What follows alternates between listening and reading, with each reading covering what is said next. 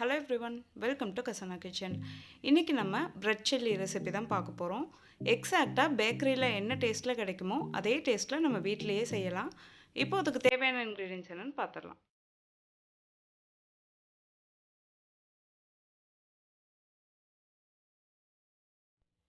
நான் இன்னைக்கு 8 bread slices எடுத்திருக்கேன். அதை ஒரு மிக்சர் கிரைண்டரில் போட்டுட்டு இந்த மாதிரி பொடியை பிரெட் க்ரம்ஸ் மாதிரி அரைச்சி எடுத்துடலாம். அதுக்கப்புறமா ஒரு பவுல் அளவுக்கு துருவின முட்டைக்கோஸ் இல்லைன்னா பொடியாக அரிஞ்சுக்கணும். அது கூடவே துருவின கேரட் ஒரு பவுல். இது எல்லாத்தையும் ரெடி பண்ணியாச்சு. அடுத்ததாக ஒரு மிக்சிங் பவுல் எடுத்துகிட்டு இது எல்லாத்தையும் கலந்து ஒரு மாவு மாதிரி ரெடி பண்ண போகிறோம். ஃபஸ்ட்டு அதில் பிரெட் க்ரம்ஸ் போட்டுடலாம். அது கூடவே கேரட் முட்டைக்கோஸ் ரெண்டையும் சேர்த்துடலாம். இது கூடவே பிரெட் பொரிச்சு எடுக்கிறப்போ நமக்கு கிறிஸ்பியாக வர்றதுக்காக 2 டீஸ்பூன் அளவுக்கு கார்ன்ஃப்ளவர் மாவு சேர்த்துக்கலாம். அப்புறமா 1 டீஸ்பூன் அளவுக்கு காஷ்மீரி மிளகாய் தூள். காஷ்மீரி மிளகாய் தூள் சேர்த்துட்டோம்னா நல்ல கலர் வரும். தேவையான அளவுக்கு உப்பு. அதுக்கப்புறமா 1 டீஸ்பூன் அளவுக்கு சோயா சாஸ்,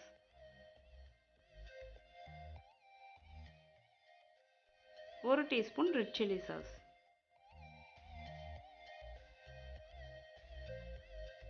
இது எல்லாத்தையும் இப்போ நல்லா கலந்து விட்டுறணும். கூட தண்ணியெலாம் எதுவுமே நம்ம சேர்த்து தேவையில்லை. அந்த காயில் இருக்க தண்ணியே இதுக்கு கரெக்டாக இருக்கும். இந்த மாதிரி மாவு மாதிரி பிசைஞ்சு வச்சிடணும். நல்லா நம்ம உருண்டை பிடிக்கிறதுக்கு கரெக்டான கன்சிஸ்டன்சியில் இருக்கணும். கொஞ்சம் தண்ணியாக அதிகமாக இருக்க மாதிரி இருந்தது அப்படின்னா நீங்கள் 1 டீஸ்பூன் எக்ஸ்ட்ரா கூட கார்ன்ஃப்ளவர் மாவு சேர்த்துக்கலாம். கொஞ்சம் கொஞ்சமாக மாவு எடுத்துகிட்டு நமக்கு எந்த சைஸ் வேணுமோ அந்த ஷேப்பில் போட்டுக்கலாம். நீங்கள் ஸ்கொயர் ஷேப், ரவுண்ட் ஷேப் எதில் வேணாலும் போட்டுக்கலாம். கையில் கொஞ்சமாக எண்ணெய் தடவிக்கிட்டிங்கன்னா கையில் ஒட்டாது. ஸோ இந்த மாதிரி இப்போ எல்லா மாவுலேயும் நம்ம உருண்டை சேர்த்து வச்சிடலாம். எல்லா பிரெட் மிக்ஸும் இப்போ உருண்டையாக ரெடி ஆயிடுச்சு. இப்போ ஒரு பேன் ஹீட் பண்ணிவிட்டு அதில் அந்த உருண்டையெல்லாம் பொரிச்சு எடுக்கிறதுக்கு எவ்வளோ எண்ணெய் உங்களுக்கு தேவைப்படுமோ அவ்வளோ எண்ணெய் சேர்த்துக்கோங்க. இப்போ எண்ணெய் கொஞ்சம் காயட்டும். எண்ணெய் இப்போ கொஞ்சம் காஞ்சிருச்சு. ரொம்ப காயக்கூடாது, அப்புறம் போட்டோன்னா கருகிடும். இப்போ இது கரெக்டான ஹீட்டில் இருக்குது. ஒவ்வொரு உருண்டையாக அதில் சேர்த்துடலாம்.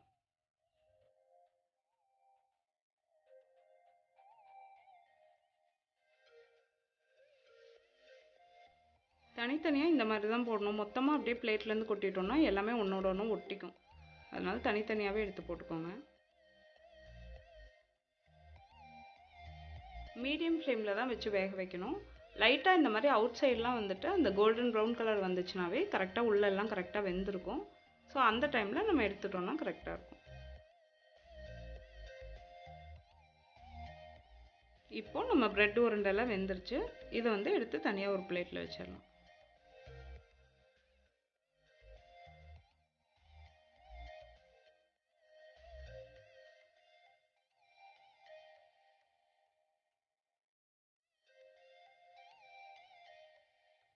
அடுத்ததாக நம்ம சில்லி அந்த சாஸ் கிரேவி பண்ணுறதுக்காக ஒரு பேனில் 1 டேபிள் ஸ்பூன் அளவுக்கு ஆயில் சேர்த்துக்கலாம்.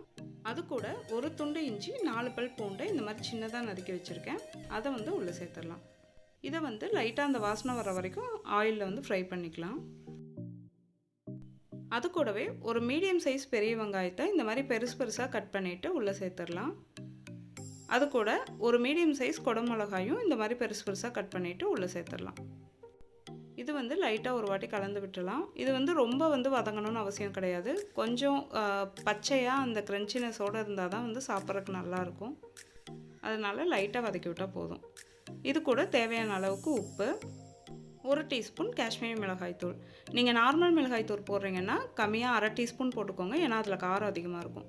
அப்புறமா 1 teaspoon soya sauce, 1 teaspoon red chilli sauce.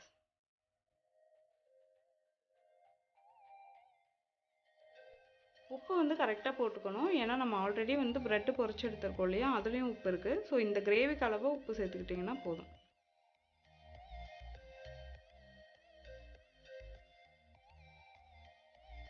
இது லைட்டாக ஓரளவுக்கு வதங்கினதுக்கப்புறம் இது கூட 1 டேபிள் ஸ்பூன் அளவுக்கு கார்ன்ஃப்ளவர் மாவை பச்சை தண்ணியில் நல்லா கரைச்சிட்டு அதை உள்ளே சேர்த்தேன். தேவைப்பட்டால் கூட கொஞ்சம் தண்ணி ஊற்றிக்கோங்க, ஏன்னா சீக்கிரமாக இது கெட்டியாயிரும். இதை நல்லா கலந்து விட்டுறலாம். இந்த மாதிரி நல்லா சாஸியாக அந்த கிரேவி டைப்பில் வரணும். இப்போ இது கூட நம்ம பொரிச்சு வச்சுருந்த பிரெட் பால்ஸ் எல்லாத்தையும் உள்ளே சேர்த்துடலாம். இது வந்து நல்லா கலந்து விட்டுறணும். எல்லா பிரெட் பால்ஸ்லேயும் கிரேவி படுற அளவுக்கு நல்லா கலந்து விட்டுறலாம்.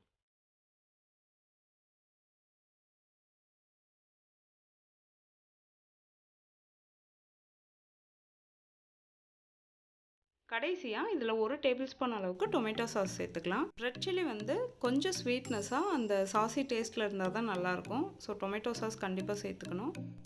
ஸோ எல்லாத்தையும் நல்லா திரும்ப ஒரு வாட்டி கலந்து விட்டுட்டு கடைசியாக கொஞ்சமாக மல்லி இலை இந்த மாதிரி சின்னதாக நறுக்கி உள்ளே சேர்த்துடலாம். அவ்வளோதான், நம்ம பிரெட் சில்லி சூப்பராக ரெடி ஆயிடுச்சு. இந்த ரெசிபி உங்களுக்கு பிடிச்சிருக்குன்னு நினைக்கிறேன். கண்டிப்பாக நீங்கள் உங்கள் வீட்டில் ட்ரை பண்ணிவிட்டு எனக்கு ஃபீட்பேக் கமெண்ட்டில் சொல்லுங்கள். நீங்கள் இதான் ஃபர்ஸ்ட் டைம் நம்ம சேனல் பார்க்குறீங்கன்னா மறக்காமல் கசானா கிச்சனுக்கு சப்ஸ்கிரைப் பண்ணுங்கள். கூடவே பக்கத்தில் இருக்க பெல் ஐக்கான் ப்ரெஸ் பண்ணிக்கோங்க. அப்போ தான் நம்ம போடுற வீடியோஸோட அப்டேட் உங்களுக்கு உடனே கிடைக்கும். Happy cooking.